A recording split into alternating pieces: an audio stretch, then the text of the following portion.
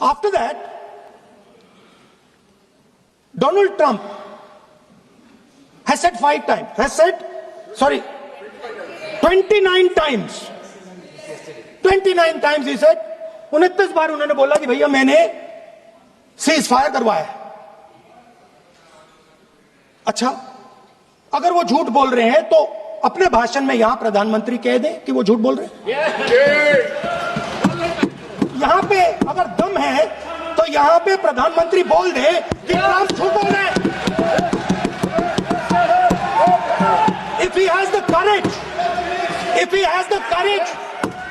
has the courage of Indira Gandhi, let him say here, that Donald Trump, you're a liar. That you did not make a ceasefire and that we did not lose any planes. Let him say it here. If he has the courage. 50% भी है इंदिरा गांधी का तो यहां बोल दे। 50% होगा तो बोल देगा, बोल देंगे। सॉरी सर, एक साइड से 7th फ्लीट आ रही है, बोल दीजिए सर। सर मजा आ रहा है। ऐसा नहीं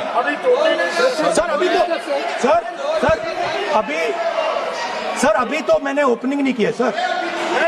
आपका समय, अभी तो मैं सेट हो रहा हूँ। समय आपका कम है। अभी सेट हो रहा हूं सर, थोड़ी ढील दीजिए।